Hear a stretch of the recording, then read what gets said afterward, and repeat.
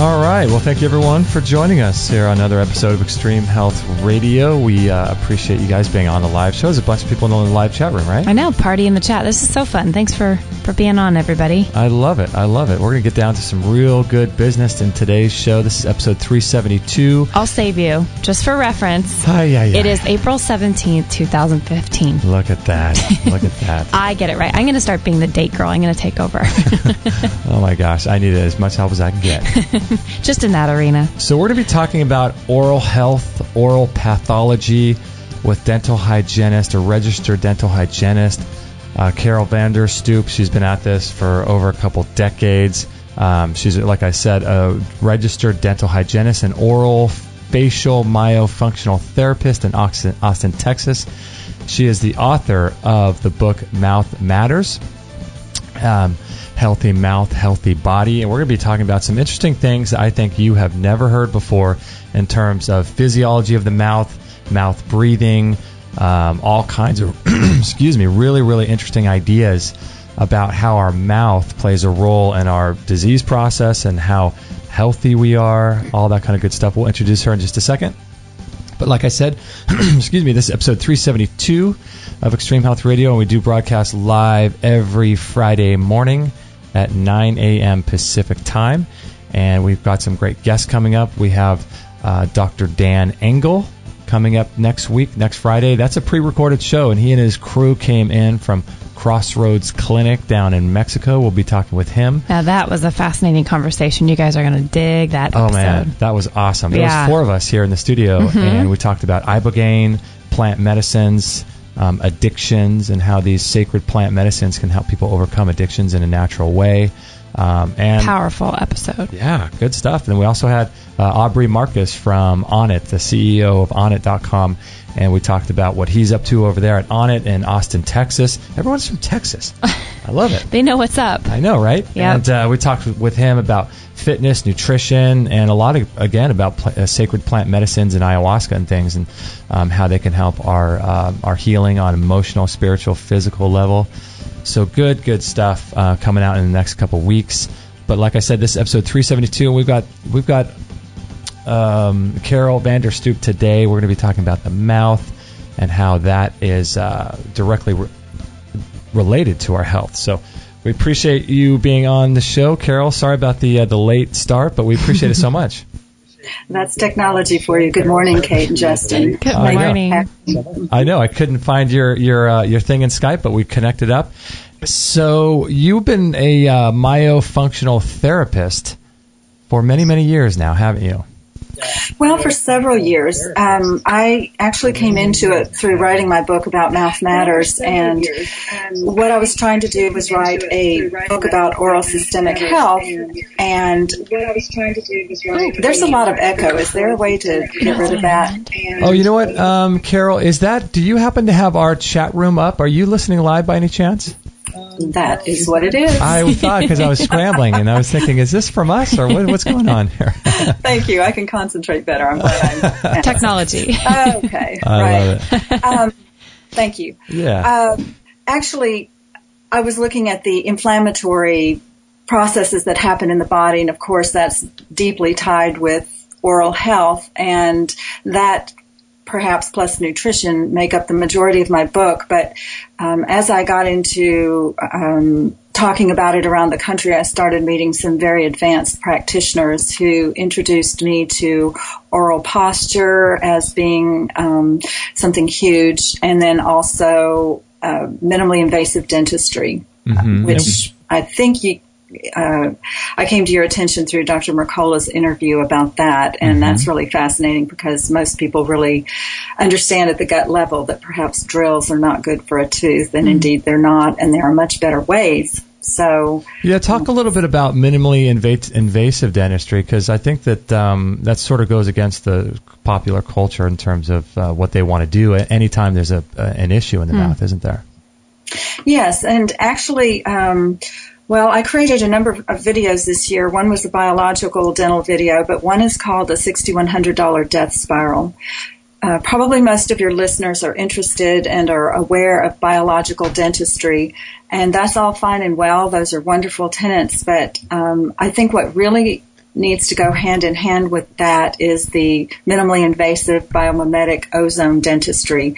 So that's what that film is about. And of course I go into much greater detail in the film, but as with everything that I talk about, it's best to start at an early age. So if anybody listening has children, it's the best time to get started with it because it starts with diagnosis.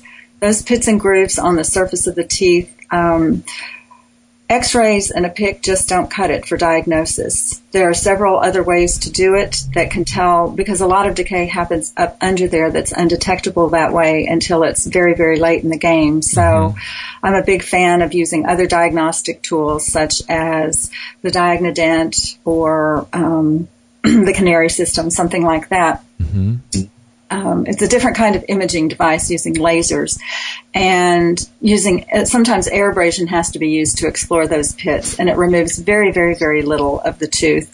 And actually I spent some time in Belize last summer doing hundreds of children where you just slightly open up the pits, put in a particular, something called a super sealant. Has nothing to do with the typical sealants that most dentists put in. They're not diagnosing correctly, so sometimes they're covering up decay, which can lead to huge problems later. So basically it's using air abrasion to clean out, diagnose, or even remove decay. It's very selective. It first goes for decayed tooth structure, and then later it can clean out, enamel and stuff like that.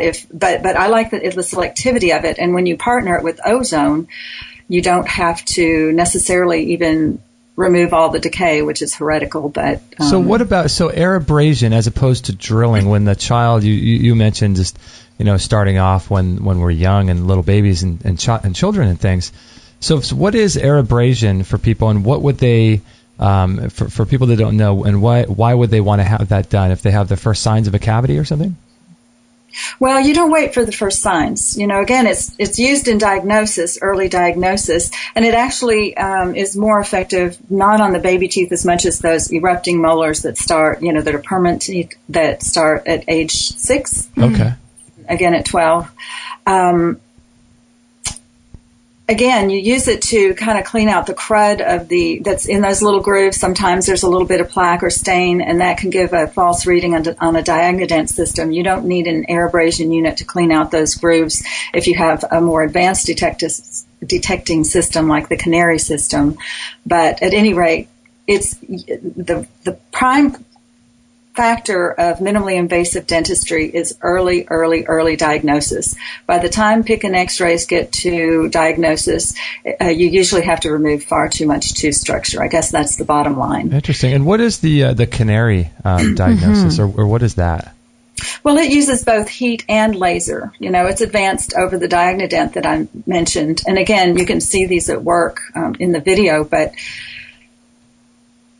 it's able to detect without having necessarily to clean out those pits with air abrasion. It's a pretty expensive machine. I think it's, I don't even know, $13,000 or something like that. So a lot of doctors don't invest in it.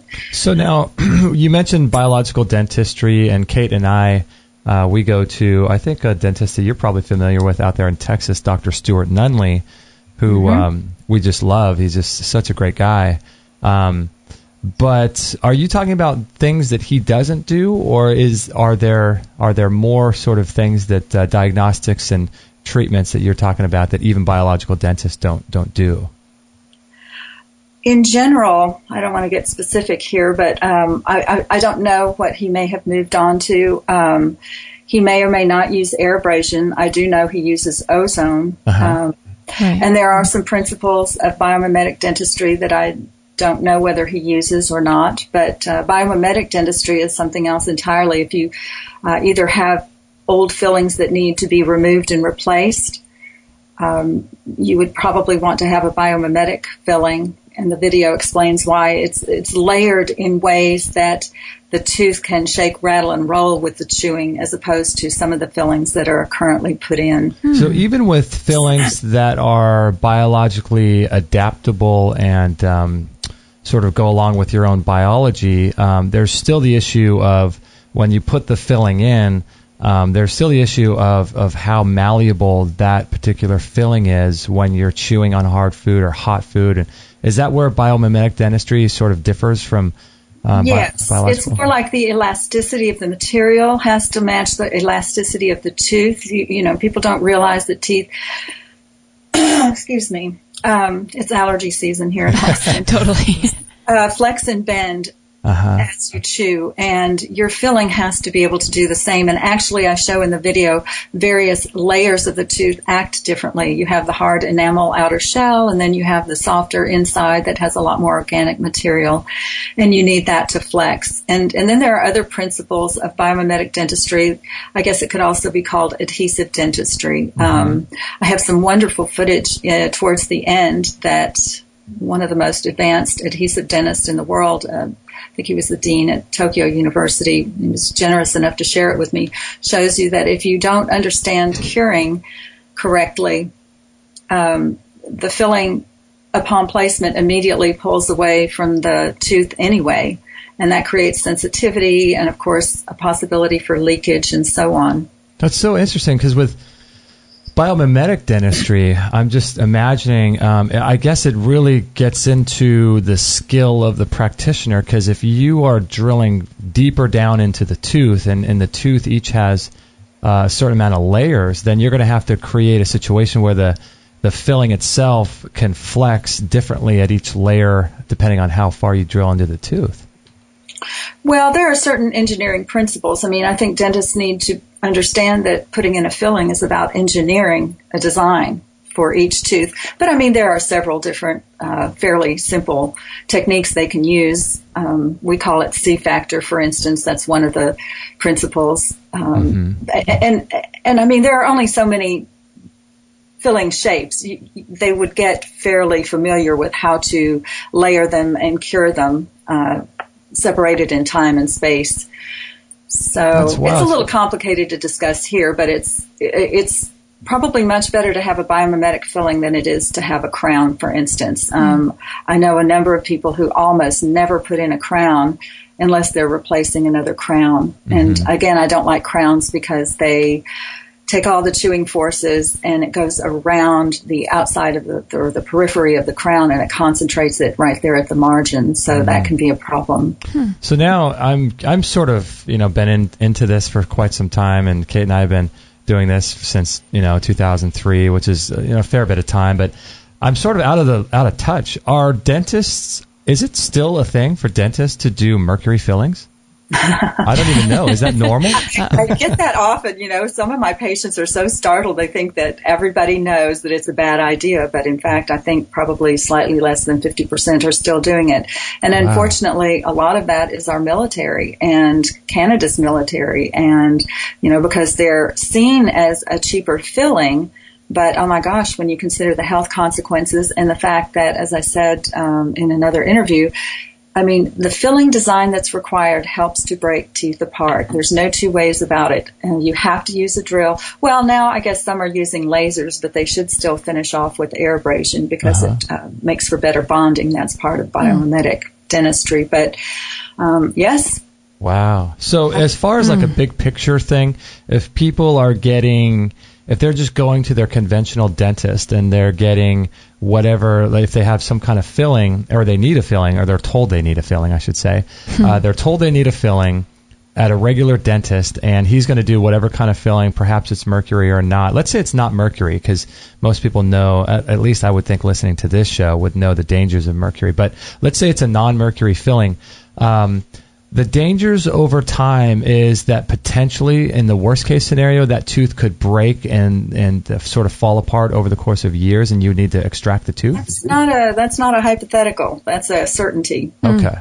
Yeah, and you take out a mercury filling, quite often you see all kinds of cracks underneath it, and it will happen. Mercury is malleable, as you said. You end up with a little trampoline effect on the tooth that's going to eventually work one of the cusps off, or generally the tooth fails before the mercury fails. Let's just put it that way. Yeah, that would make a lot of sense, right? I mean, the tooth just can't handle that kind of So what else are they doing besides mercury fillings? What's the traditional sort of filling people do if they don't do mercury? What is that material? Well, the next step up would be the resin materials, and that's largely what a lot of biomimetic dentists will use, because those you can layer. But you have to, now resins, I think it's one of the problems with them is that they shrink,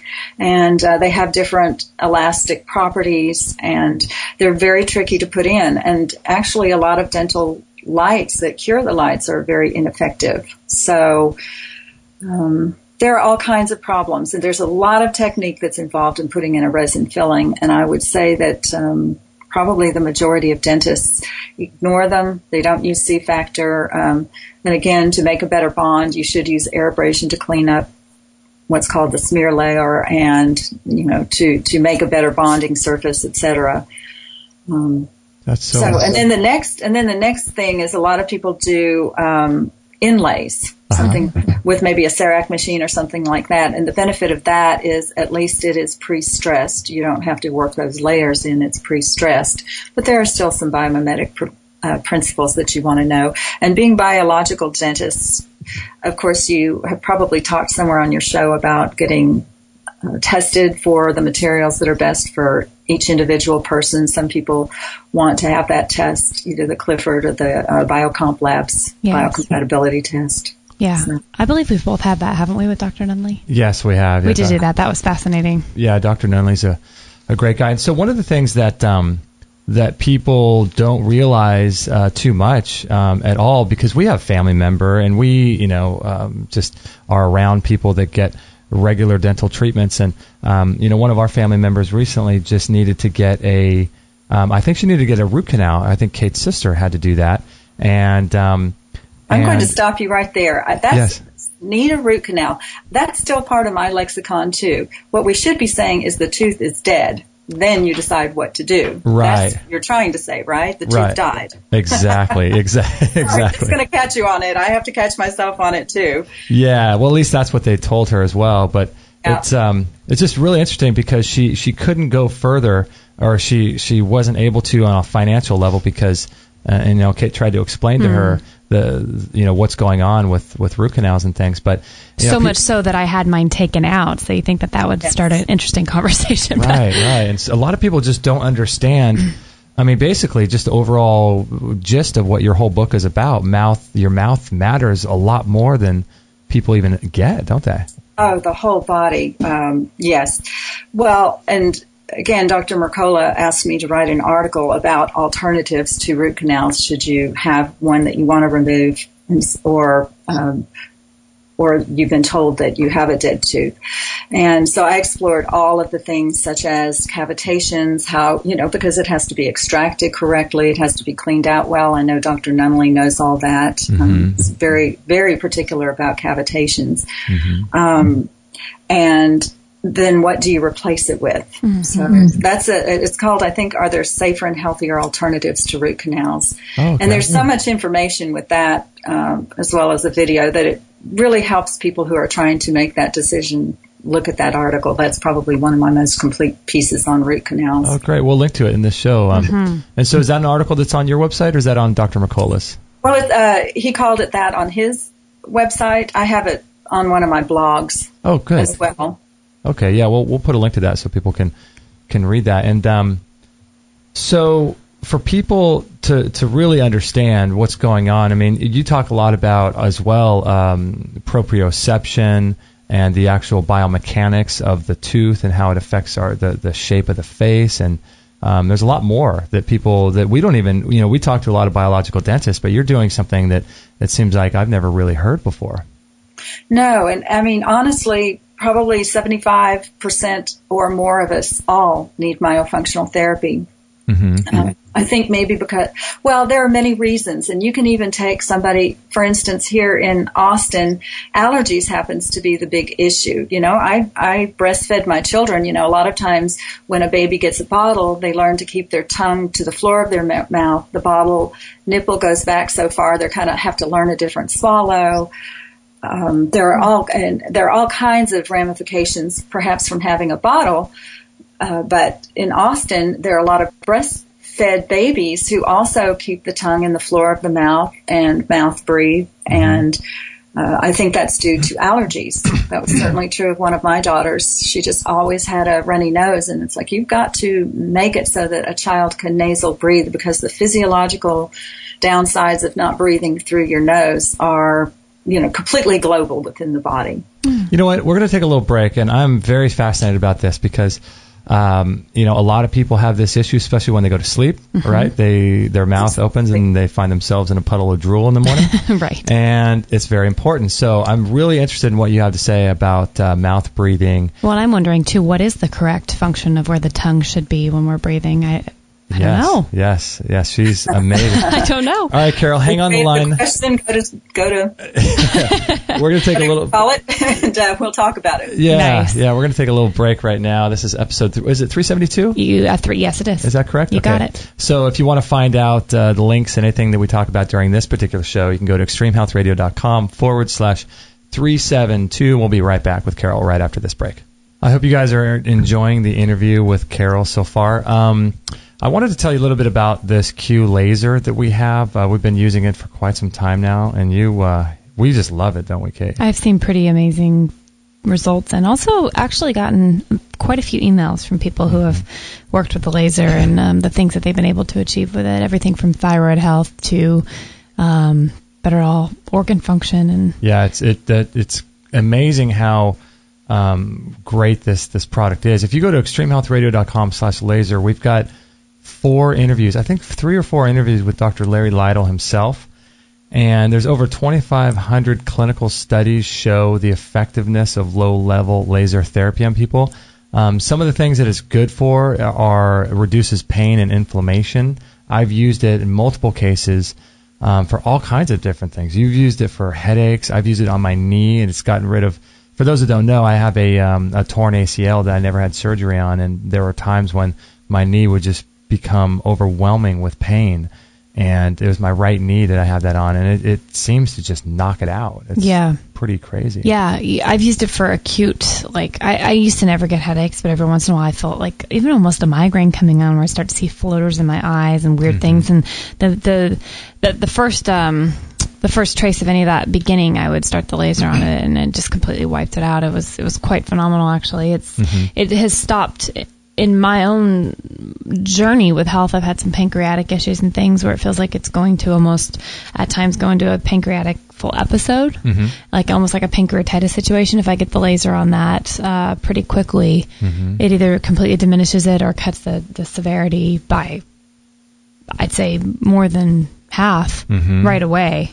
And then it continues to work throughout the day, which is amazing. I've also used it on ovarian cyst ruptures. Yeah, and that's completely turned around for you. Completely turned around. I've never had a situation like that. In the past, you suffer, after a rupture. For many women listening, I'm sure that have had ovarian ruptures. It is some of the most painful thing I can imagine someone going through, because it feels like something's literally exploding, which it is in your body, and there's not much you can do about it except let your body just naturally kind of deal with it. But I felt like when it was coming on this time, instead of suffering for days afterward, I got it with the laser pretty quick, and it reduced the rupture from happening at one point. And then when I caught it after it ruptured, but the pain was gone, I was up and walking within 2 hours. Yeah, and before you've had that problem, and it just lasts for a couple days. Yeah, it's amazing. I've used it for heartburn, for indigestion.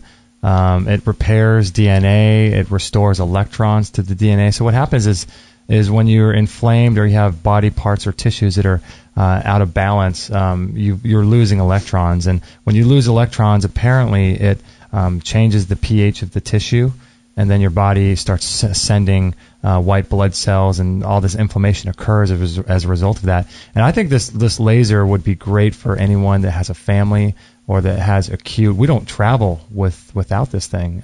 We just love it. Dr. Lytle mentioned that a couple times, and I thought he was kind of joking, but it's true. Once you realize how powerful it is, you don't want to leave home without it. It's great. It's great. So check out extremehealthradio.com/laser if you want to listen to the 4 interviews, actually the 3 interviews we've done with Dr. Larry Lytle. There's a bunch of videos on that page, as well as about a 20-minute conversation that Kate and I recorded about how we are using the Q1000 laser. There's a bunch of videos on that page and some video interviews with Dr. Larry Lytle. Just great stuff. extremehealthradio.com/laser. And another product that we just love is so much is the One World Way from Stephen Huer over at Synergistic Nutrition. And Kate, you use this, and I've used it. I use it almost every day. And it's a 100% organic, grass-fed, raw, which is huge, whey protein powder from grass-fed cows, organically sourced, with 21 grams of protein in each scoop. And we've done a couple interviews with Stephen Huer, the owner of Synergistic Nutrition. And he doesn't just sell whey protein. He sells all kinds of stuff. And it's a really great way to get amino acids and cysteine to help your body form glutathione so that you can detoxify from heavy metals. It's a great, great product, and it tastes amazing, too. Oh, my goodness. It completely, fluffs out any smoothie. That's so good. I used to think smoothies were great in and of themselves, but adding that in is just, besides the fact of what it does for you on a health level, it tastes phenomenal. Yeah, it's almost like having a malted milkshake kind of a thing. It's super. It's got 21 grams of sugar, or I'm sorry, not protein. Sugar. Yeah, no, not that much sugar. I think it's about 3 or 4 grams of sugar and 21 grams of protein. And the protein that you're getting is this amino acids that are in their unheated state, so it's completely absorbable. So when you're getting protein from protein powders that are not organic, they're not raw, and they're not grass-fed, coming from grass-fed healthy cows, these protein structures are fractionated, damaged, and you can't really absorb them, the amino acids, to create protein structures in your body. So I'm a big fan. I make chia seed puddings with it, protein We've actually shakes. baked with it before, which I know takes the point out of keeping it raw, but we've actually added it into a few little crusts and things and experimented around with it. It is absolutely phenomenal. Yeah, it's amazing. It's tasty. I think you guys are really going to love it. If you want to go, you can go to extremehealthradio.com/whey, WHEY, and you can check out the page there and purchase a 1 pound. If you've never tried it before, purchase a 1 pound. See if you like it. And if you like it, get the one that we get. We get the vanilla, typically the 5 pound option. But there is chocolate, there is strawberry. There's chocolate and strawberry. And, I mean, it's just, I think you're going to really, really love it. And I think your body's going to love it too. So check it out. extremehealthradio.com/whey. 100% listener supported. Extreme Health Radio. Opening minds and transforming lives worldwide. Don't forget to join our thriving community for health tips, inspiration, and show updates at extremehealthradio.com/Facebook.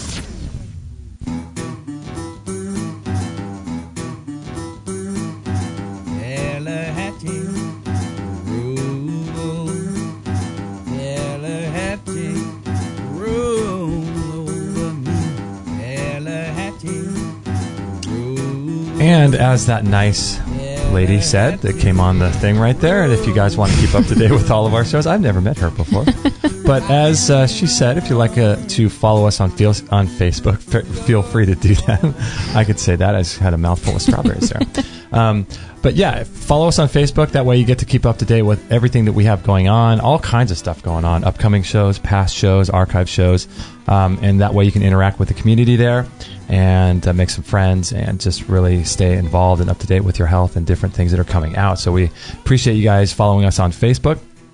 There's links for that on the website. And today we are with Carol Vander Stoep, and her website, I don't think I mentioned before, is mouthmattersbook.com. I did post it in the chat. Oh, you did? Okay. Mm-hmm. Awesome. mouthmattersbook.com. And all of the videos that she mentioned, we'll put links to those as well. And she's got a whole thing going on her website as well, and those articles, all kinds of cool stuff. So, Carol, excuse me, I wanted to ask you, follow up with sort of where we left off before in terms of the mouth breathing and the structure of the face. And because I've heard the talk you did with Dr. Mercola and some other interviews, really fascinating stuff that I've never really heard before. Talk to us a little bit about how that all works with the placement of the tongue and all that kind of stuff. Yes, it turns out that the placement of... Okay, I shouldn't have that feedback. Do you hear us as well still? Okay.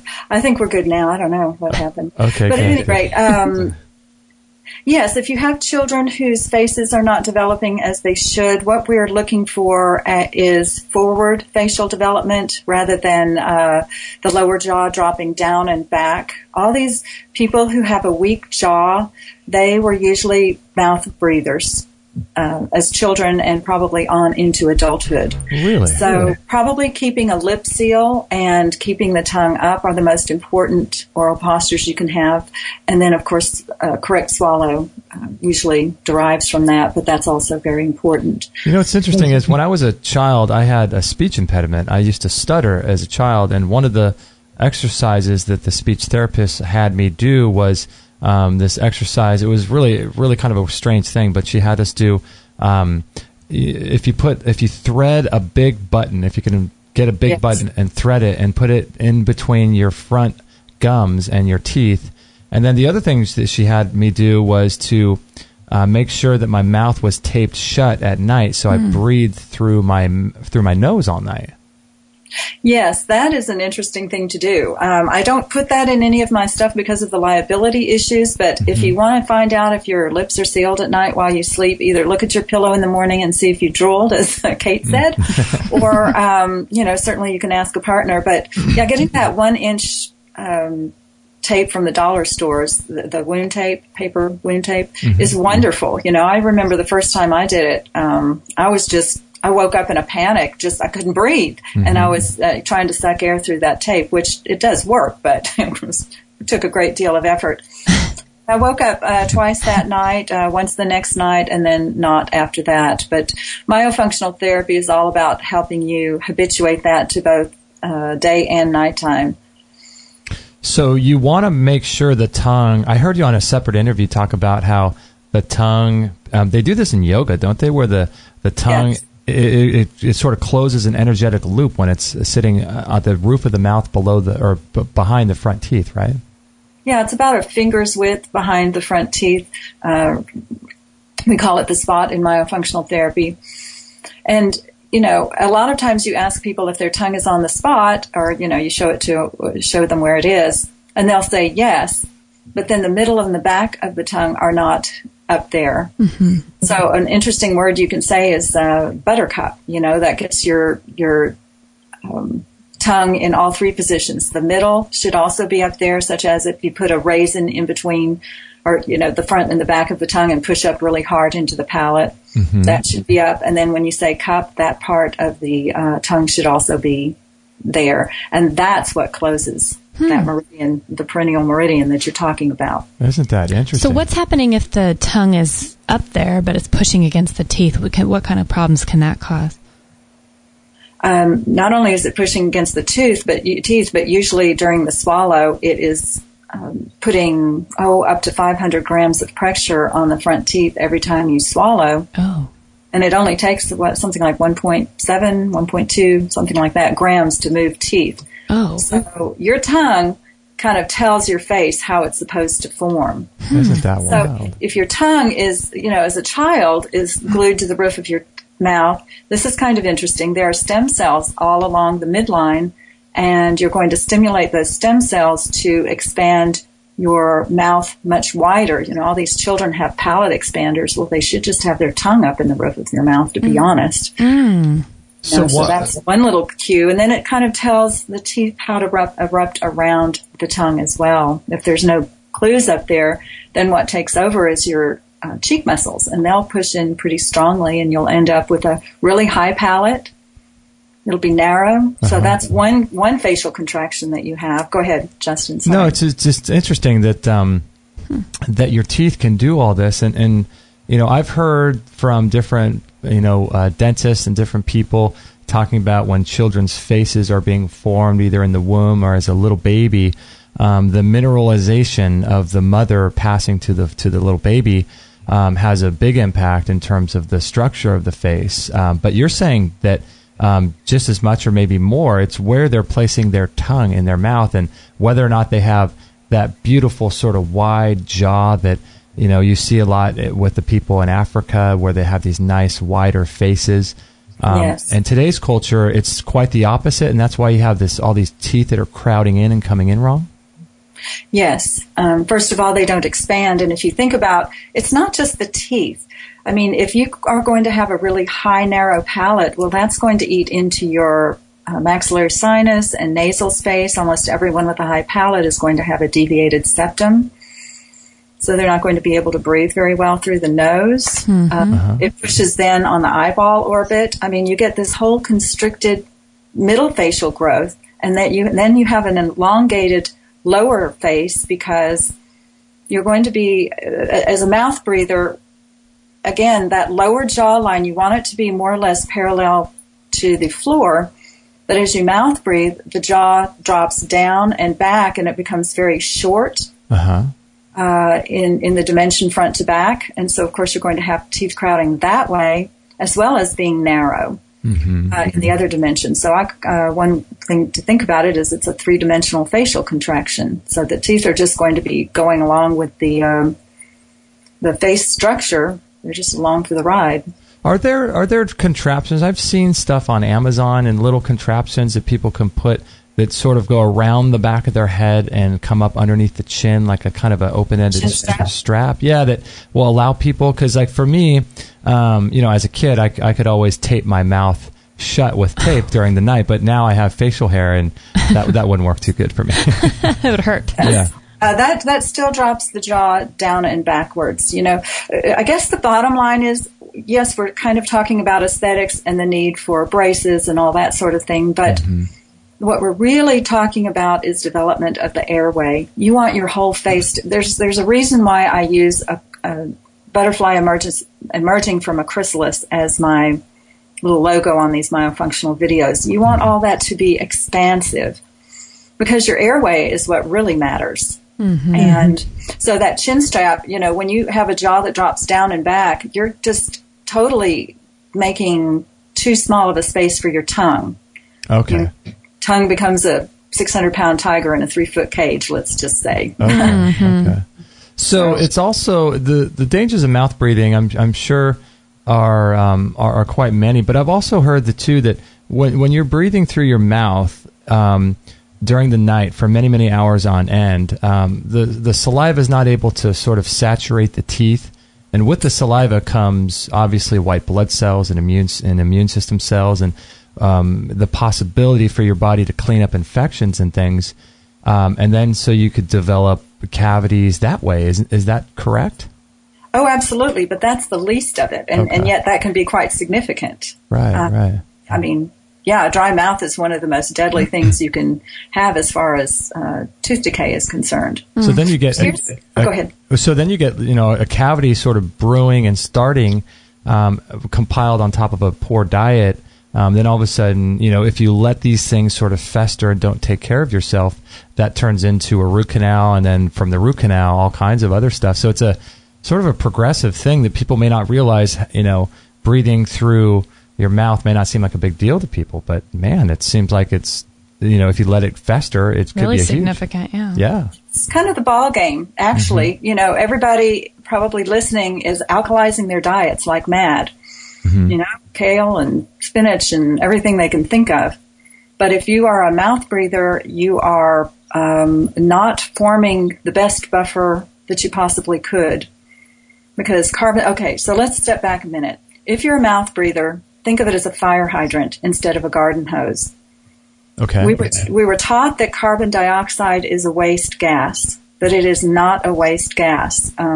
Oxygen is important. Most of us have more than enough, but the carbon dioxide is something that we're not holding on to, and carbon dioxide has tons of function in the body. And that's where people it's so counterintuitive for them. They have trouble with this.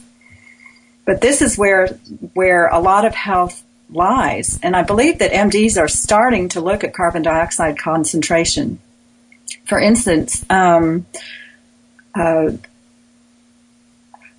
back to this thing, carbon dioxide is what combines with hydrogen ions to make bicarbonate in your body, and bicarbonate is the slow best buffer that you have for acid-alkaline situations. Mm-hmm. And there isn't anything that is going to be correct from your gut health to your mouth health if you don't have enough carbon dioxide to be making, this this buffer in your system. So that sort of gets diminished when you're breathing through your mouth then? Yes, and Okay. there's something called a controlled pause. It's used in Buteyko breathing. Mm-hmm. And I have it at the end of one of my videos. You just take a breath in and then a breath out, and then you just hold your breath and count how many seconds before you feel a really strong need to breathe again. Mm-hmm. Most of my clients are around 14 to 17 seconds. Now, yoga practitioners, sometimes work with breathing enough to where you can get it up to 40 or more seconds, which is where you want it. But very, very few people in our culture can get up to that 40 seconds that's necessary. Yeah, we talked to, very fascinating, we had a really interesting show. In fact, it's interesting this comes up just now, but we had a really interesting show with Dr. Artur. We'll put a link to it, and we did a whole show on this particular breathing method. And I tried to do, I did my testing. That was episode 362. But I did the testing in the morning, and I was able to get up to about 19, and before I had to suck a big, breath of air. Full of air. Yeah. So, did he tell you what the solution? Like, did you all talk about Buteyko breathing? Yeah, we did, and I'm going to have to actually go back and re-listen to that show because we talked so in depth about all those issues. I'm going to have to go back and listen to that, but really interesting. It's really a pretty simple, program, and it's so critical because, it reduces calcium, phosphorus, and other minerals in your blood. So osteoporosis is an issue. Excitability of muscles. I think they think a lot of times kids with ADHD are really mouth breathers. They just, they're running around really hard and so on, trying to build up carbon dioxide in their blood. But if they're having a downstream air leak from their mouth, they're just not able to hold on to it, for instance. Mm-hmm. And a lot of times, even the guys who get up from the bathroom many times at night, the carbon dioxide isn't taking ammonia to urea, and it irritates the bladder, and they have to get up a lot. And that's also tied in with, apnea. There are a lot of smooth muscle issues with that, so a lot of times guys with apnea that do Buteyko breathing and get their apnea corrected don't have to get up so often in the night. I'll take a little break right now, but I'm really curious about that and a bunch of other issues I have questions about, but I know we can get out on time.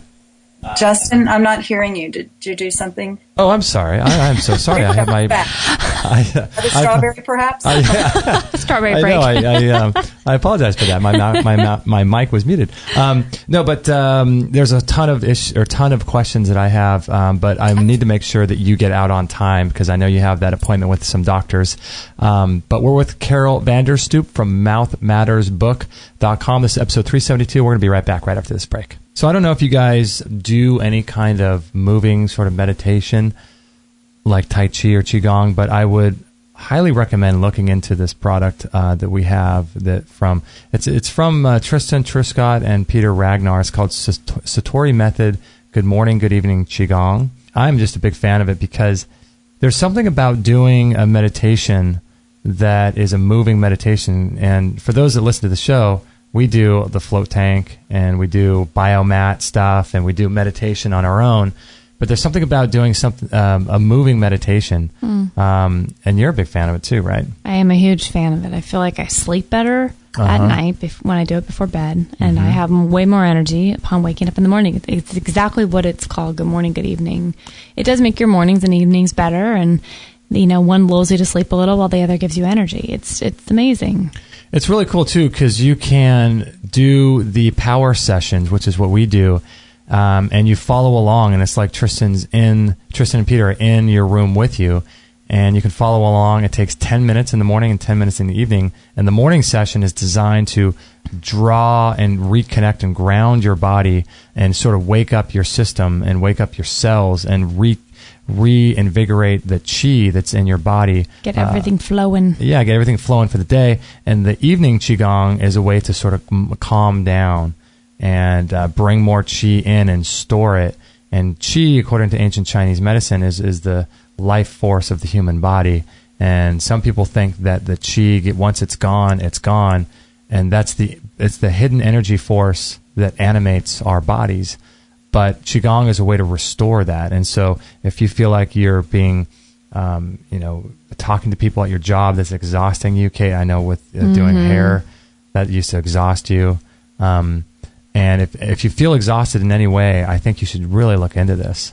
I think it's really a sacred part of just making the ritual, getting back to the ritual of having a nighttime and morning time routine that we do. And, 10 minutes. I think we're all pressed for time. We're all busy. We all have a lot of projects in the works or have to show up places. But if you can just carve out 10 minutes, it's, I think, one of the most health and mind benefiting things you can do for yourself throughout the day. Yeah, it's amazing. Tristan on our show talked about how he overcame back pain. He had like a $90,000 back surgery that never ended up helping him. I think he was in a car crash or something.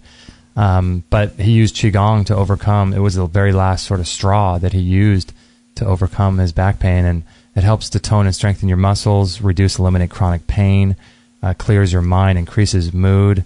I have to say, also, they're just very easy to follow. Yeah. You feel like two friends are hanging out in your room with you wherever you're going to be doing your practice. And it's great. Super easy. The flow is easy. I think it's really the perfect program for people with all abilities.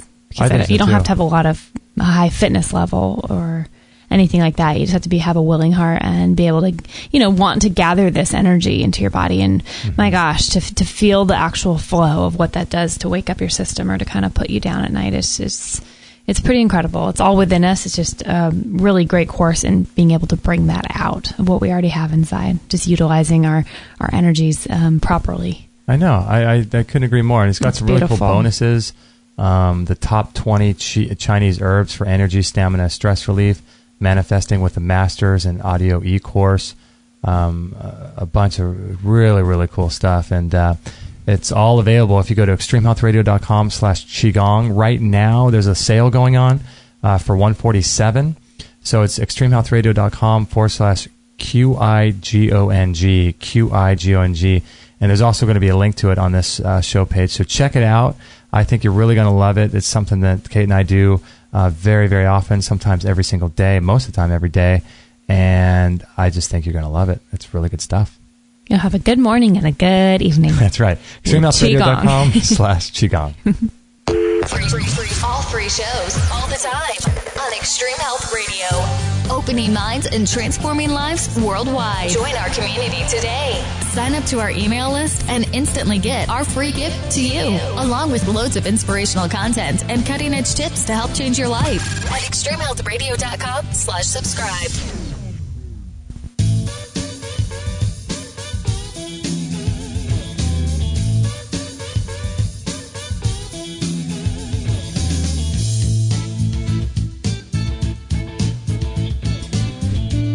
All right, we're having a great time here with Carol Vander Stoep from mouthmattersbook.com, singular. And if you guys would like to sign up to our newsletter list, we just sort of revamped the whole thing, and the first brand new email went out today, so you can keep up to date with everything that we have going on, some past shows and upcoming shows. You can be up to date with sort of everything we have going on here at Extreme Health Radio. Lots of stuff, and we appreciate that. We're going to be sending out weekly emails twice a week, Monday and Friday. So I've got Monday. Yeah, you got Monday. I've got dibs.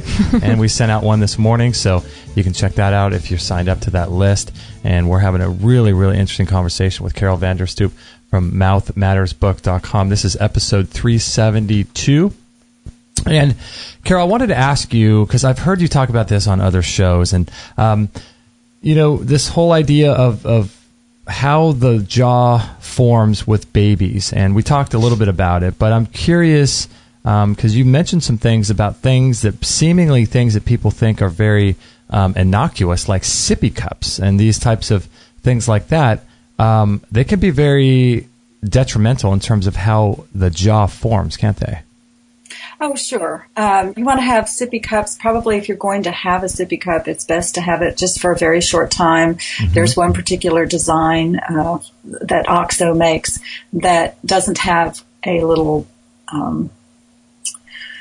section that goes in and teaches the baby's tongue to go down or reinforce that habit. There's a picture of it in my video, or at least the trailer, so that people can see that. There's a long section in, I think, Facial Meltdown, an article that talks about that, as well as one of my videos.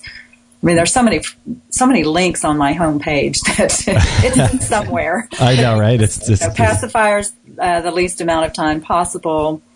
You know, a lot of times kids who are breastfed don't really like to suck their thumbs. You need to start worrying about thumb sucking at age 5. And I do want to just say right here, yes, I'm a myofunctional therapist. Yes, there are some very important, again, the lip seal, the tongue completely sealed to the roof of the mouth. But myofunctional therapy works all the muscles pretty much of the lower and middle face down on into the swallowing muscles. And you're trying to break certain habits and repattern the muscles and then make these neurological connections so they become as comfortable as a regular golf swing, or, you know, how it is with sports. You want to make that just like the lip seal at night. And myofunctional therapy has been a challenge for a lot of people that are in my dental hygiene practice financially and just trying to get to one every couple of weeks and so on. And I also figured that I like Skype sessions, but I thought it might be a really interesting thing to do is just to set forth a regular program that I could videotape so people could, I guess the first 20 minutes explains kind of why you would want or need myofunctional therapy and how the program is structured. And then every 2 weeks you go to a new 7 to 8 minute segment of exercises you can do every 2 weeks to change these habits. And it's in a sequential order. And it really does make profound changes in people. I mean, I get a lot of queries through email. Well, I keep my lips sealed and I'm trying to keep my tongue up, and is that good enough? And I'm like, it's generally not enough. You really need to do some of these things. So I do have a video like that. We haven't, talked about frenums. Frenums are a very critical, you know, the little string that holds your tongue to the floor of the mouth. And an unusual number of people have a tongue tie, so they can't get their tongue up. I have a little video on my homepage that explains kind of how to look and check yours, because quite often dentists don't do that, which I think is a shame. And then I have a little, you know, a few exercises on a video that should you decide to have a frenum release and pick your doctor carefully, they need to really understand how best to do it. But anyway, I have those exercises. So I tried to make it go ahead. No, I was just going to say it's interesting that all of these issues, like my brother, for example, has exactly what you were just talking about. And I think a lot of people think that these things just sort of happen. They're kind of chance or they're random, but these things happen for a reason, and it has to do with the development of the baby, the minerals the mom's getting. And, you know, a lot of people can't breathe, or they feel like they can't breathe through their nose because their sinuses are sort of messed up. And but these are all issues that are fixable, right? And they happen for a reason, right? They are. They are absolutely fixable. I mean, yeah. There's definitely, certainly you can do surgeries and things like that. But take, for instance, you know, a lot of these people with big tonsils. Well, that's a big clue that probably you are a mouth breather, and that's your filter instead of your nasal hairs. Isn't that so? Wild? That's kind of interesting. But I was just at an international orthodontic convention, which was not your traditional orthodontists, by the way. They're the ones who really understand facial development, and that orthodontics is just correcting a symptom of a problem and not really getting to the root cause, and you'll relapse if you don't get your oral posture right. That's something that we should really know. But a lot of times when you expand an adult, the palate can come down out of the nasal space. So, and you can expand even an adult up to 12 millimeters. And I expanded, and it's just so much easier. Wow, because I think in the interview that I heard with you recently, you had braces on at the time. Oh, dear, I don't remember which one that was, but yes. Yeah. It's very attractive, but yeah. The most important part of that was the expansion. It was really tremendous, and I needed it much less than so many of my dental hygiene clients, but you know, as adults, a lot of people don't want to do it, but it makes sense. But so in your book, is your book more of a primer on why these things are important, or do you also talk about things that people can do as far as exercises and how to get on top of all this? Honestly, the exercises and stuff are not in my book. What I'm learning, of course, is that, the book was great and I love it, and there's a lot in there as far as nutrition and introduction to a lot of the things I talk about in my homepage. I actually, probably go into more detail in my book, but as far as the exercises and stuff to do, the book is just telling you the problems, and then the solutions are on my website. Mm-hmm. So... Yeah, it's really interesting because this whole idea of the facial structure, is it true that the sort of idealistic facial geometry is something more like the Africans, like I mentioned, where if you go to Africa, their whole palate is wider and their faces are wider and their teeth are just beautiful? Is that sort of what we're supposed to look like in terms of the structure of the jaw and the face? Yes, the high cheekbones, wide faces. Wow. The golden mean, you can measure everything in nature that's beautiful, but you want your face to be divided into equal thirds, from your chin to the bottom of your nose, from your nose to where your eyebrows meet, and then your eyebrows to your forehead. Mm-hmm. And a lot of people are much longer in the facial area because they are mouth breathers. Not only does the jawline tend to trend down and back, which, by the way, causes a lot of jaw joint problems because the jaw models backwards in the joint, and it's very uncomfortable. But the upper jaw, the maxillary, tends to drop down and back a little bit, too. Mm-hmm. So even somebody who looks like they have quite, and I hate the term buck teeth, but that's what everybody's familiar with, if it looks like you have very prominent top teeth, and a lot of times traditional orthodontists will want to bring that back to where the lower jaw is, but there are functional orthodontists who can help your child have forward facial growth if you catch them. Best to catch them before age 9. Mm-hmm. And then they can help with that forward growth to make the lower jaw come out towards the upper jaw, and they'll even kind of move the upper jaw forward a little bit more.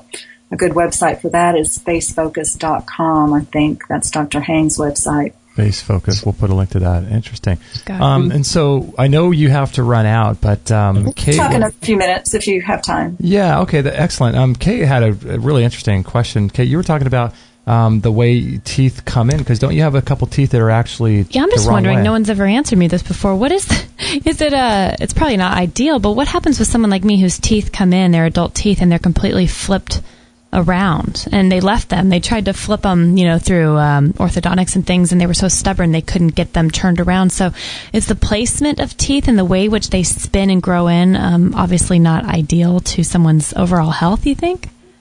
Well, I think you're probably talking about a bicuspid, probably about the 4th or 5th tooth from the center. Okay, yeah. Yeah, sometimes those do come in turned where the higher cusp is on the tongue side instead of the outside. Right. I don't think that has anything to do with it so much. It's just that, remember, with facial development, the teeth go along for the ride. It's your cheeks and your lips and all that kind of stuff. But a turn like that, I've only seen it very rarely, but I don't think it has anything to do with this. Interesting. So it's more about overall, like you were saying earlier, the tongue placement and the breathing pathways and things like that. So as long as your tongue can be trained to do the right thing, it doesn't really matter if those teeth are doing funky things on their own. As long as you're not beating that tooth up because it's hitting, strangely on the top. But I'm sure you've worked that out through. Oh, yeah. Whatever. By the way, clenching, we should touch a bit on apnea because, again, yes, we're talking about facial beauty, but in the long run, it's about developing an airway, and apnea is just rampant. And I don't know, do your listeners know what apnea is? It's where you stop breathing at night because you choke on your tongue. Yeah, I think most people sort of know what that is. It's interesting you bring this up because we have, Kate had a friend just about a couple of years ago that passed away. Passed away as a result. He was very overweight, right? And yeah, he passed away. He was, 35 years old, yeah. And the strange thing is you don't have to be overweight at all to have apnea. A lower jaw that's weak is probably one of your biggest, clues that you might have it or you might get it. And most people have no clue that they have apnea because unless a partner tells you, going to an extreme case, I have a 400-pound patient who, 100% I knew he had apnea, but he just didn't want to, admit it and deal with it until several years after I had been talking to him about it, and he woke up in a panic one night, 3 nights in a row, and he's like, I wonder if this is a Carol thing. So we went to a sleep center, got a sleep study, and of course they wouldn't let him leave without a CPAP, so which is the device that helps you breathe at night. People don't want to think, and you don't even have to be a snorer, perhaps, to have apnea. Although if you snore, that's certainly an indication. And this is kind of an interesting thing, talking about obesity. If you have an obese type 2 diabetic, I think obese is defined as 30% above your, ideal body weight. I think 75% of them have moderate to severe sleep apnea, and the rest have mild sleep apnea. So that just tells you, what the numbers are like. Wow. And actually apnea can, if you have apnea, it deranges all your readings because, your sympathetic nervous system, the one that tells you the tigers are after you all night, are in all of the sympathetic nervous system is like high stress. And so we all know that stress kills in and of itself, but if you have apnea, there's a lot of reasons, for instance, why you don't make the correct hormones that you need. Testosterone is one of the biggest things that people are concerned about, and they're never thinking about the fact that it could be apnea that's causing it. If you're trying to fall asleep and you choke on your tongue, you never even get to the time of night when you start making testosterone. You keep having a cessation in that. You have areas of brain death because you're not getting enough oxygen. I think they say for every I don't remember the statistic, but it's on the homepage in one of the articles. But significant amount of brain death, and I have images that show what parts of the brain die when you're not getting enough oxygen at night. But a lot of those are the hormone-producing parts of the brain. Wow. So is it possible that when people are undergoing treatment for sleep apnea and they get that CPAP thing, are there other alternatives to the sleep app? Is that something that people should steer clear from if they can? Well, very few people actually will use the CPAP. I mean, It's still considered the gold standard, although, a lot of them have troubles with the dry mouth and over breathing. But, let's just leave the CPAP. Yes. I mean, for mild to moderate sleep apnea, actually myofunctional therapy is sufficient to get many of them over the hump, and they don't have it anymore. If you combine that with one of my favorite devices, which is the full breath solution, it's a little, so we didn't talk about clenching. When you clench your teeth, that is kind of a sign that you probably have some sort of apnea because when your jaw snaps together or clenches together, it keeps it from falling back on your airway and bringing the tongue with it. So a lot of times if you're having a session, a lot of people will go ahead and snap their jaw together, and then it stiffens up some of the muscles around the airway. If you go a little bit further and look at the tongue, a lot of times there's scallops along the outer edges, kind of an imprint of the teeth, and that's the tongue desperately trying to get out of the airway at night. Anyway, there's a lot of dentists will use a double jaw solution. It's not my favorite. I'm sorry. So a lot of people who clench have a splint made. If they have a single splint made, because that's what their dentist knows to do, yes, they'll protect their teeth and the supporting structures of their teeth. But a lot of times it's easier then for the jaw to fall back on the airway at night and make apnea worse. I think anybody who clenches should have a sleep study. Wow. Then a lot of dentists have gone to these double jaw splints, which is an upper and lower, and they're connected together either in the front or on the side, and they just crank the lower jaw forward, which brings the tongue off the airway. But again, it's really important to remember that for every action, there's an equal and opposite reaction. It's pushing up against the upper jaw, which in the long run changes the tooth positions to each other and makes the airway space smaller. But this full breath solution is my favorite one because it's a single splint, so it's not, too invasive, and it's got a little paddle across the back that pulls the tongue off the airway, and it helps with even people who are just snoring, and snoring almost always works into sleep apnea. But what is that called? What is that product called? Full breath solution. Oh, full breath solution. Okay. A dentist has to make it and adjust it. I see. So I saw on your store you have an interesting thing called the Breath Slim, and we had a doctor, you might be familiar with him, Dr. Mark Circus out of Brazil, who highly recommended this thing, the Breath Slim. But it's available on your website under the store if people are interested. Is that something that people should get and use regardless of how they are doing with their oral pathology? Well, it's all tied together. If you, it's just a way to enforce the Buteyko breathing. I mean, there's a book Patrick McEwen wrote called Close Your Mouth. And incidentally, he was an asthmatic for 26 years. And then he learned this breathing technique from Buteyko in Russia and put it into practice, and he's never had another episode. Oh my gosh. I mean, I have a number of stories like that. One of the guys at the orthodontic convention actually got chronic obstructive pulmonary disease from, his asthma just arose eventually from that, and he was told he had 10 years to live or something. So he got on it, and now he runs Ironman competitions by, getting his breathing under control. So you want to increase your control pause just into 40, okay? Yeah, try to get there. Everybody out there listening wants to do that. So you can use Buteyko breathing, but some people just don't quite have the discipline, and this Breath Slim does help them with that. It's a very simple device, but if you're having trouble with that. But the thing is, going back to if you don't get the myofunctional therapy down, then, you can do all the Buteyko breathing you want, but you're going to have to keep at it all the time, and it's going to be a struggle because you haven't adopted the correct oral posture. I mean, more than anything, you must become a nasal breather. And here's a really funny story. Dr. Mercola had said something during our interview that struck me as a bit odd, that he had to get his teeth cleaned every month. And I'm like, something's amiss. So I went, asked him if I could look into his mouth, and he had a very strong tongue tie. And so we got him into the myofunctional therapy and got his little lower frenum released and so on.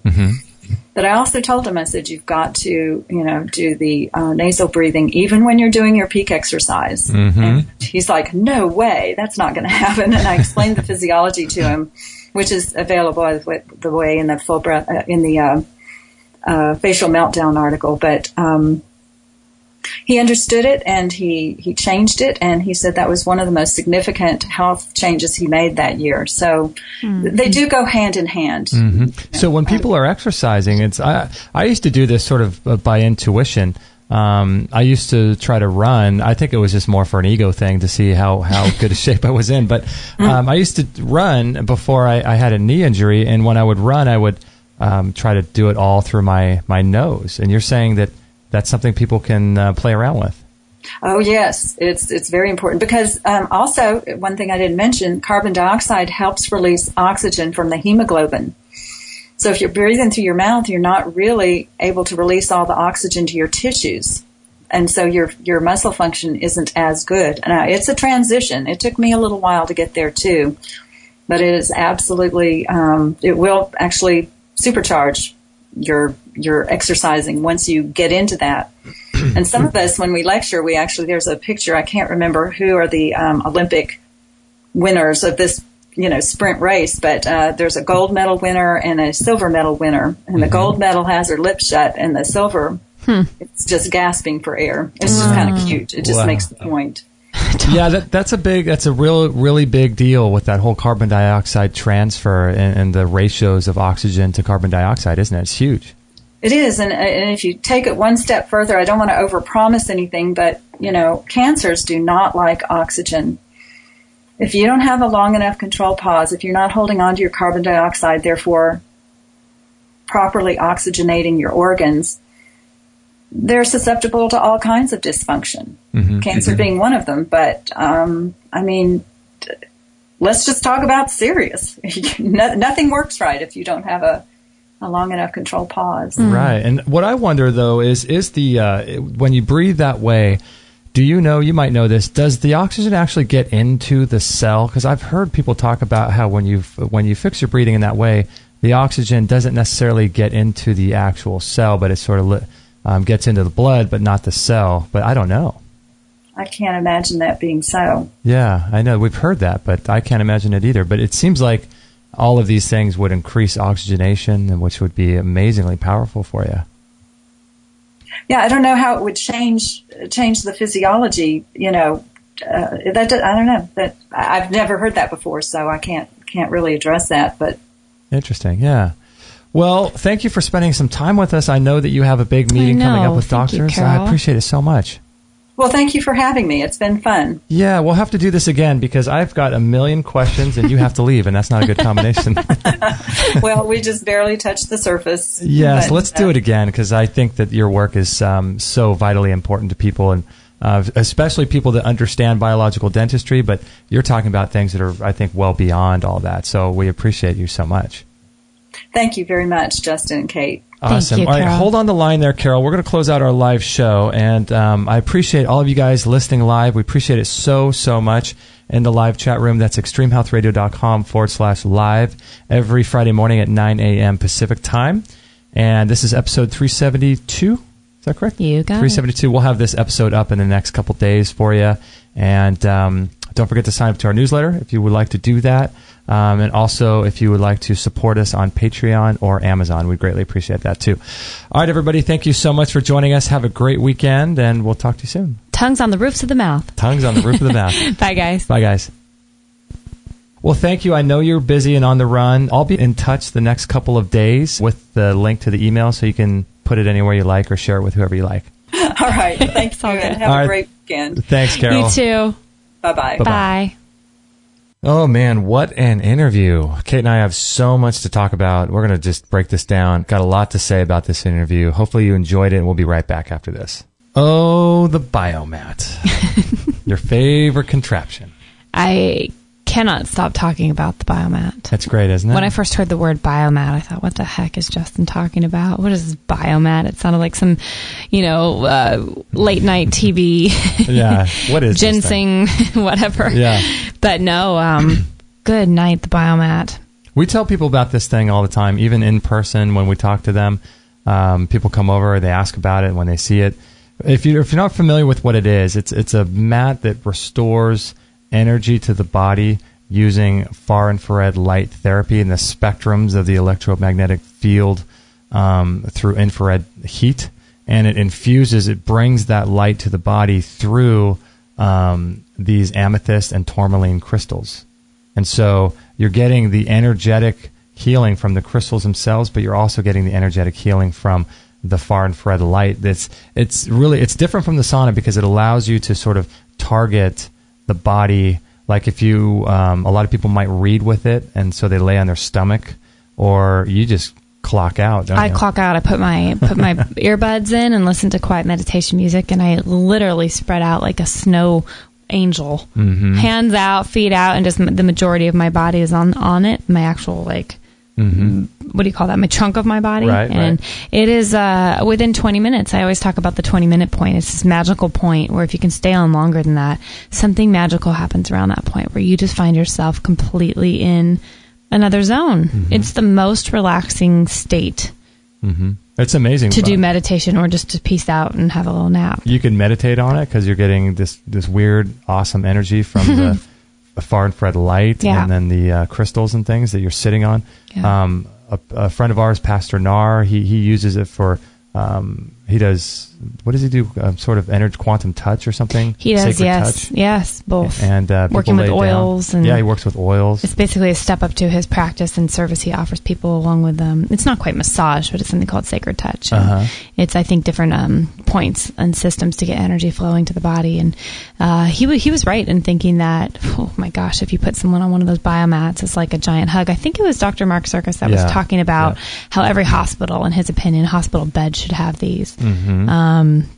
They're great. People can sleep on them. Sleep on them. You can put them in your car and drive with it. Mm-hmm. There's so many uses for it, and it heats up every cell in your body and your immune system. Many people don't know this, but when your immune system, or when the core temperature of your body gets to a certain temperature, which the biomat helps to get into, your immune system increases its strength by 40%. Is it 40%? It's 40%, yeah.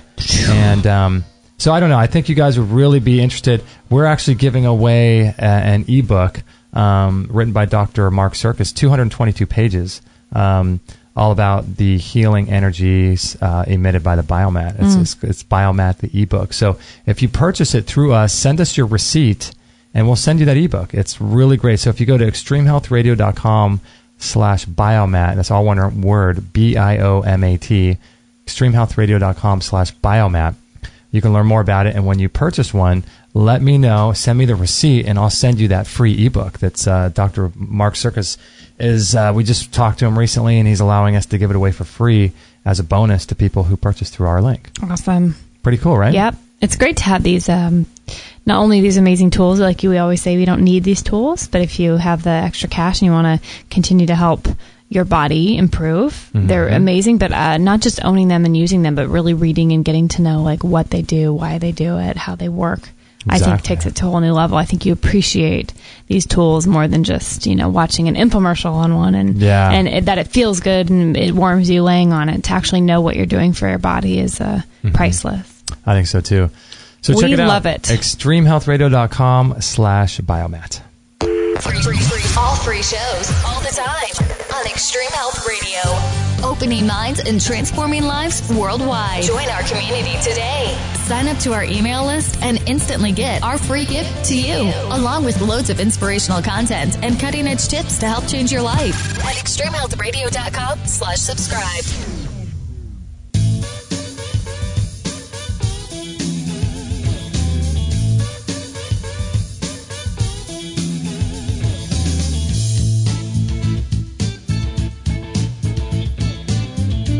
All right, we just wrapped up with Carol Vander Stoep from mouthmattersbook.com, episode 372. Kate, you were a little overwhelmed there, weren't you? I did get a little overwhelmed. Just when I think I have my finger on something and I'm kind of focusing on one thing, then I'm like, oh my goodness, whole new world just opened up, and here we go down into another path of learning, which is great. But sometimes it is a little overwhelming. But it is nice to know how much your mouth affects your physiology and your health, because then you can sort of realize what to get on top of and what to work on. But it's funny, we already know that about for those who have listened to our show, and ever since we started this journey, we know that the people would agree in this field that your overall health starts in your mouth. Right. And we know that. We know about the teeth. We know about, not having root canals or metal in our mouth. We know all these things. But then, when you throw somebody like her into the mix, it kind of throws everything up again. Not only is that other stuff important, but now you have to look at all these other... How you're breathing. If you can't breathe, what to do, how to retrain your tongue. If you have a cleft palate, how to deal with that so that you're properly breathing so you don't have your mouth open. But it's all correctable. But it just seems a little bit... overwhelming. Daunting. Yeah. Well, you know what, though? It does seem daunting, but it is things. There are things you can do that are really simple. Like, one of the most simple things you could do is just try to breathe more out of your mouth, and do the best you can. But just really try to do that. Mm-hmm. And I think that the more it brings more consciousness and awareness to your daily life, because you're not just mouth breathing. So you've been trying to do that in the past when you were running and. Do you do that at the gym when you're lifting like heavy weights? Are you breathing through your nose? Or? Well, it's funny because I'm going to go to the gym right after this, and I'm going to start doing this. But for the most part, I have to say I'm just unconscious of how I'm breathing. And I think this is going to help me to at least bring some awareness to my breathing and to the gym and exercise. Yeah, good point. Because I don't know how I breathe when I work out. Mm-hmm. I don't know. Yeah. I'm a little more aware in yoga, but that makes sense because yoga is a very aware, present exercise where you have a coach reminding you and leading you in breath and awareness. So sure. But when you're out walking, running on a trail, or you're lifting weights in a gym, that is something to be aware of, huh? It's interesting because she brings a whole different side to natural healing and to biological dentistry that is not necessarily talked about. I mean, we've talked to quite a few dentists and things, but they seem to be talking about different issues. But I find her work really interesting because it's so it's so fascinating. You could almost look at someone and look at the structure of their face and how their jaw sits, and you can tell a lot about them. You're like, oh man, that guy's tweaked. That guy's, shoot, he probably has about a week. He's a goner. He's got 2 weeks at the most. He's done. But it is. No, I know what you mean though, because when she was talking, when you, I think, were bringing up the point that it's more ideal to have more of a wider face and not so skinny of a jaw. I mean, we're like these pinhead people walking around. Right. When you look at us, I'm looking at you, you're looking at me. We have these more long faces and pointy jaws, and we don't have high cheekbones. You have high cheekbones. Oh, do you think? Yeah, which is good. I have more of a longer face. Do you even have cheekbones? I'm just kidding. Appreciate that. I'm totally kidding. That's one way to give a compliment to somebody. Just kidding. I see your cheek, but your cheekbones seem high. Yeah, but I guess, have a longer face. But we both do, though. Yeah, it's. I know we're not like the typical what's healthy. Probably looking at how a face should be. You put us next to an islander or something. We probably look so far removed from a Polynesian or an African who. I mean, I've been there to both places, and man, the way they're strong, robust, healthy people that are happy. And I'm just, during the interview, I was just thinking to myself, why is there so many issues? Sleep apnea, people being mouth breathers, people unable to have clear sinus passages. I mean, these are all issues that we are dealing with ourselves. Mm-hmm. But why are so many people in the West so seemingly clogged up and they're so much so that we need pillows to sleep on to like keep our head elevated because we can't breathe right? Yeah, I mean, it's weird. Or it's not cutting off or constricting our air. Like something's going on. It's bizarre, isn't it? Mm-hmm. I mean, like we mentioned during the show, one of your friends, 35 years old, died of what was it? Just he had sleep apnea, but he died in his sleep. Mm-hmm. Yeah, it's kind of inconclusive, but from the story, the official report or whatever, he didn't. He struggled with sleep apnea and knew he had it, and it was the one night he didn't have his machine. Oh. It was being serviced, and I don't think he, for some reason, had another one or backup and thought he was fine. And I'm not sure if that was actually the real reason why he ended up passing away, but I mean, it seems like the most unofficial. I mean, being overweight, and there was a bunch of other factors involved, I'm sure. Right. So whether it was a heart thing or whether he was on prescription meds, I mean, I'm sure there was a bunch of reasons. But, I can't help. I mean, knowing you have sleep apnea and being 400 pounds or whatever, it's not a good recipe. It's just bizarre. I just wish you would have known.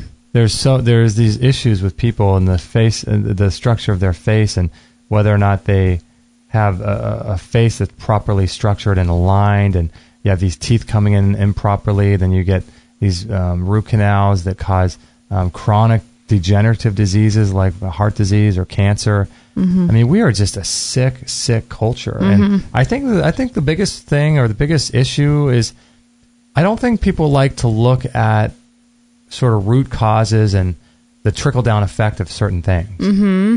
Because they don't like to look at, for example, your friend who died of this sleep apnea, if you really kind of dive into his situation or people like that, I don't think people like to look at the real issues in their life spiritually or emotionally because, it's easier just to get a sleep apnea machine and rely on that. Or it's easier just to take a medication. But you're talking about, okay, why are you overweight? What emotional issues are you having that could be part of the problem of your tongue falling back in the root of your mouth? What dental issues are you having and how does that affect? And people just don't want to do all that. They don't want to do the work. And I mean, you know firsthand, it's a lot of work to be healthy. Yeah. You have to really do a lot of spiritual, emotional, physical work. Mm-hmm. It's crazy. It is hard. I'm just wondering, adding this in to anyone's protocols or exercises to get healthy seems like the right thing to do because I think I personally compartmentalize, as soon as I deal with this, I'll get metal out and then I'll do this, or I will get my liver flushed and then I will go this.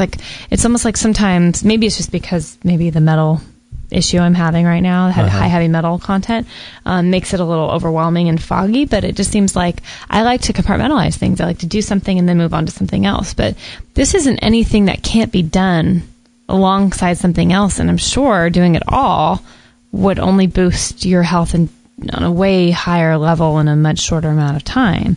Totally. But it's being aware and making time. I mean, you and I laugh all the time. We have all these regimens and things we like to do throughout the day, and it's one more thing, which is great, but it is very, I should say, challenging. Yeah. To add that into all the stuff that most people that are into health already do. Mm-hmm. So I guess you could, I mean, because if you're focusing on stuff like that while you're meditating, you don't want to do that because you're taking away from kind of letting go of everything. During the meditation. So if you can combine maybe in my sauna time now, I'll be working on tongue exercises and thinking about retraining that. But it's getting creative, I think, with the time management of these things that we're adding in, don't you? Yeah, it's getting creative, and it's to the point now where you used to laugh at me because remember you used to say, how much I multitask? Used to, or still do. You still do. But it's getting to the point where if you want to do all these things in your life, you kind of have to do some multitasking stuff. Right. Like yesterday we went to the beach for our lunch break, and it was part of our thing. One of the things that we want to do every day is stretch and read. Right. So we went to the beach. Instead of just laying there and just sort of decompressing for our lunch break, we actually didn't get to reading, but it's one of the things where you sort of stack things on top of each other because otherwise there's just not enough time. There isn't, yeah. But like one of the things I was doing recently is I was jumping on the rebounder last night, and when I do that, I watch, usually documentaries, and I'll do the rebounding for about 25 minutes a day.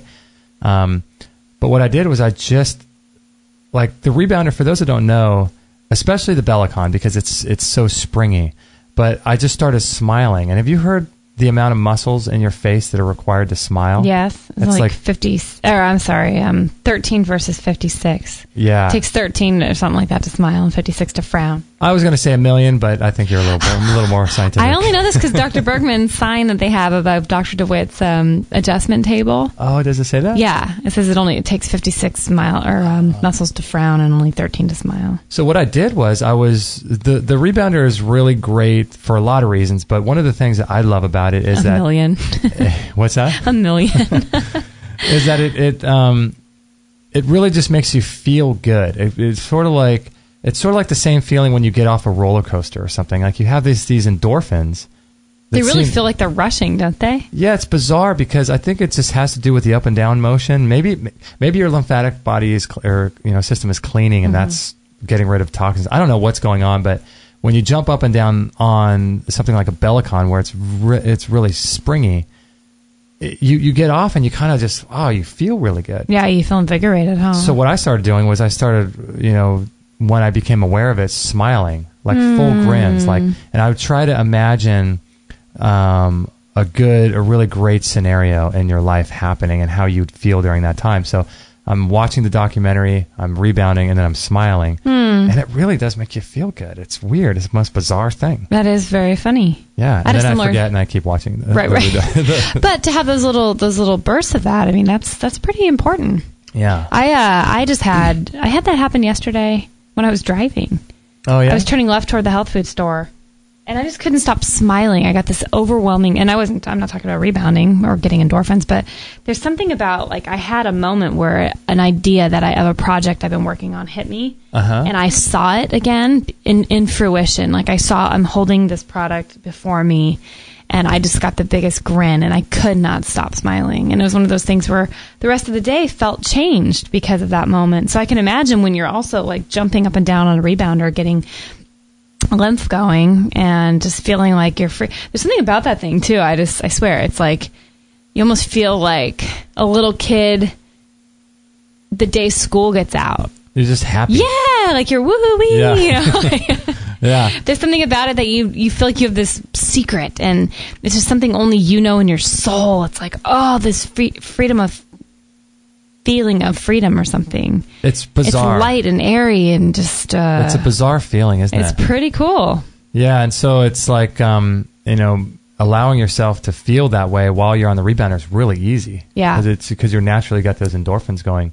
So imagine how we feel. I wish we could feel that way. I wish you could do the rebounder while we're revitalizing our mouth and training our tongues, but that doesn't seem like a good combo. You know what would be cool is to do... bite your tongue. I bet you could do cryogenic therapy where you get into the cryo chamber where it's like negative 200 degrees below zero. Ugh. Apparently, people get out of that and they just feel like they can conquer the world. Wow. You're almost frozen. I think you're in there for 3 minutes. It helps to bring blood to all of your organs, and then when your blood goes from your extremities to all your organs, it picks up all the white blood cells and all the oxygen and all the immune factors, and then as soon as you get out of the chamber, boom, it rushes back to your extremities, back to your toes and knees, and fills you all in, and you're just you heal from you heal from injuries way faster, and it makes you feel apparently like you can conquer the world. Remember, I read this really interesting. I know this isn't a Free for All Friday show, but it's turning into one. I know, right? Do you remember we'll wrap up here really quick that article I read you the other night from the Health and Wellness Journal? Or shoot, I'll have to put a link to it. but I love this magazine, the Wellbeing Journal. Oh, Wellbeing Journal. Yeah, there's an article in the very end of this month, which is April 2015, and talks about how this woman was going to have a brain hemorrhage. Or brain aneurysm, and they saw this thing about to happen, so if she wasn't going to get surgery, it could rupture at any time and basically kill her. Mm-hmm. So what they did is this really unique thing we'd never heard of, where they elevated her body almost to standing, it sounded like, to get the blood all pooling toward her feet, and then took the blood out of, basically took all the blood, pumped it somewhere else out of her brain. So there was not one drop of blood in her brain. So they went in and did this brain surgery. I wonder how they do. Was there blood in her body? Really risky. Yeah, they kept blood in her body, but they lowered her body temp to 60 degrees. Really cool. They got somehow they took all the blood out of the top of her head. And I don't know if it was her neck or what, but they basically made it that her brain had no blood in it, so they could go in and do the surgery. And they didn't know if she'd make it or what. But did she have a tumor? Is that what it was? It was about to be a brain aneurysm, an explosion. A rupture. So anyway, at the end of this, she made it through, and they pumped the blood back into her body, back into her brain, and then regulated her temperature. And not only did she make it, the article is fascinating to read because she's out of her body, watching from above what they're doing, and remembers the whole thing, even though she was technically brain dead. She had no ability to hear, think, feel, see, or whatever, and yet she recalled specifics when she was interviewed about what was going on during that process. So, the body's capable of... Body is so capable. I'll just leave it at that. It is beyond capable. She was clinically must have been... She was close dead. To being dead, because not only was she anesthetized and completely out, but she had all the blood out of her brain. Well, they said that the heart... What is that heart monitor? It flatlines when you're dead? It was a flatline for an hour. The whole surgery or whatever, it was just showing she was dead. She was. So the aneurysm, they removed that? They went in and... I don't know how you deal with an aneurysm, but yeah, they went in and unblocked or... took out or whatever they needed to do to create that so she could live a long and healthy life and come back into her body. And cue the Twilight never heard music. about that before. Mm-hmm. That's a whole separate show. Yeah, that's a show for next Friday. But what do we have coming up here? Next Friday, we have a pre-recorded show that we did with Mr. Dan Engel. Oh, that's right. What are their names from the Crossroads? Deanne Adamson and then Dr. Martine. What is Martin's last name? Martine. Talk about lack of brain fog. You got a great memory. Oh, well, I didn't even remember their names. Thank you. Yeah, they're part of the Crossroads Clinic in Tijuana, Mexico. And what they do is they deal with people that have severe addictions to anything. It could be drugs and alcohol, to food, to idiosyncrasies that people have. You can go there. Post-traumatic stress. PTSD. And you can go there, and they have a really interesting substance. It's a plant medicine, and it's called ibogaine. And if you have not heard of it, I would highly recommend you learn about what ibogaine does. And it is it's about a 24-hour journey to the inside of the universe through your soul. And you go through this incredible... One ticket to the inside of the universe, please. Can you imagine? Round trip, please. Round trip, please, yeah. I want to come back. But they use these sacred plant medicines, and they're having incredible success with people with addictions of all kinds. Instead of putting them on drugs and medication, these people have one-time... This was a fascinating interview, and there was 4 people in the studio that day? Yeah, first time we've ever had 4. And we had a whole crew. There was 2 or 3 other people that came from their clinic as well. Dr. Martine Polanco. Polanco, yeah. Crossroads Clinic. Crossroads. So that will be Is that next week? That's next week. That is going to be a treat, you guys. You guys are going to love that one. And the week after is our friend from the CEO of On It, Aubrey Marcus. Mm-hmm. And we continue on the sacred plant medicine ideas. We talk about ayahuasca and how people are using ayahuasca to sort of reconnect their lives to a spiritual center. And they're using ayahuasca for a lot of the same reasons people use ibogaine. But it's really a way to sort of reconnect with the spiritual side of our life. And these ancient plant medicines contain within them dimethyltryptamine, which is DMT, which our pineal gland makes. And oddly enough, if you were to be pulled over and you were able to extract DMT from your pineal gland and put it in a little vial and wear it around your neck and you were pulled over, you'd be put in jail for that. For something your own body makes. Wow. Unless you know the creditors in commerce information. Correct. That's a whole separate show. Yeah. But your body creates this DMT, and that's the active component in ayahuasca. And if you guys are interested, watch a documentary called DMT, the Spirit Molecule. And Kate and I watched that a while ago. It was my second time watching it, and it was just a lot of fun, wasn't it? It won't be my last. I thought it was fascinating. I got to kind of gear up for that before I have an experience one day, I'm sure, because I'm called to it for sure. Yeah, I want to go down there and check out what he's all about. So anyway, CEO of On It, Aubrey Marcus, he talks about his ayahuasca experiences and all kinds of good stuff. And that will be on May 1st, Friday, May 1st. And then other than that, I think that's about it, right? I think you're right. Yeah. All right. You got it, Stellman. Gosh, that was another 20 minutes. Where does it go? Today. I know.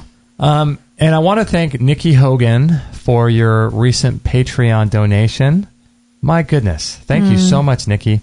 I love the double number, by the way. I know. She must listen to our show. She must. She knows. $1.88 per show. Ooh, let's look up the meaning of eights, because I think maybe that's a message for us. And Linda Ashman, $1 per show. Alexandra Andrianova, $1 per show. Karen Rich, thank you so much, $1 per show. Melissa Claus, $2 a show. Paul Wright, $2 a show. Wow. Carol Gustner, $1 per show. Bridget, $1 per show. Anne Marie Cronin, $5.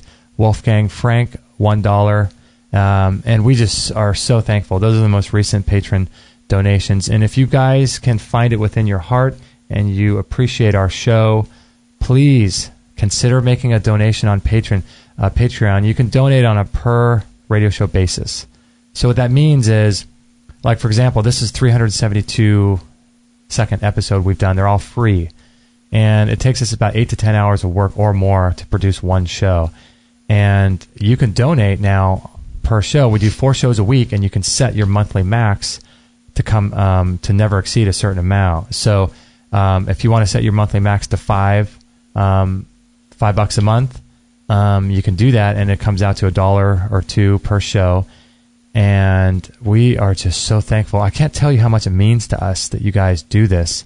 And I know what it's like listening to podcasts. People think, oh, other people are donating. Oh, it's not, $1 is not that much. It can't really make that much of a difference. But if every one of you listeners were able to do this and to donate $1 per show, it would just radically transform our lives and would actually allow us to be able to do a lot more things, like have live video podcasts with in-studio guests. We want to open a wellness center. We want to be able to hire some people to work for us so that we can increase our mission and help more people around the world and offer new and better radio shows for you more often. We're just beginning. And this is where you guys are such an integral part of the help. I mean, this is all of our journey. I mean, we might be the ones kind of behind the mics here leading, but this is for us all, that we can get better content out in the world and totally get guests into our studio and do long shows and live shows and live video. And this is just the beginning, and I know it. So everything, I mean, every dollar, you guys, it might be 25 cents to you, it might be $1. Don't think that it's too little, because if everybody did it just, all of a sudden we're going to be rolling along in a way that we need to be. We could really use some help. It's about the job of 8 full-time people over here between the two of us, and behind the scenes, it is a lot of work. So, it's cool. Being able to get some help would be great. I know. It really does help us. We have a few people that are donating $15 per show. And so that's amazing. Kathy is doing that. Shelly Sims and Tana are good friends. We know all of them personally, and they're donating $15 a show. But that does add up to, $60 a month. That's huge for us. But then again, you have Nicholas Becker, thank you so much, is donating 50 cents a show. So he's donating $2 a month. And you'd be surprised if all of you guys did that. It really does mean a lot to us. It means it does a help lot. us. So don't think that a small amount won't help. But another way that you guys can support us is if you're unable to do that, but you do make purchases regularly on Amazon, is we have an Amazon link, extremehealthradio.com/Amazon. And if you bookmark that link and you use that anytime you make a purchase, health-related or not, that does support us. So if you bookmark it and use it every single time and share that bookmark with your friends, that would help us a lot too. The other thing I want to let people know is that just sharing our shows on Facebook would be a huge help too. That would be and leaving us an iTunes review. That's true. It's free. It's easy. Easy. To be honest. extremehealthradio.com/iTunes. And you can write us a review on there, and that does help us. Please consider doing some of those free things or the Patreon or Amazon thing. We appreciate that. And as always, we have stuff in our store too. But our whole goal and everything we're trying to do is create life-changing content that empowers you and motivates, inspires people to make changes. And so in order to do that, we do need your help. And so I wish we didn't have to, I wish money weren't a part of all this. We could just do this full-time. But unfortunately, as you know, we all need to pay the bills. We all need to pay for this equipment we have and stuff like that. And it would be awesome if money were not a part of this. But it does help us a lot. It'd be one day. Yeah. It'd be a moneyless system. I know, right? Yeah, right. Have to watch the Zeitgeist for that. Yeah, exactly. All right, everybody. So this was episode 372. Please pass this on to your friends. Carol Vander Stoep from mouthmattersbook.com. Check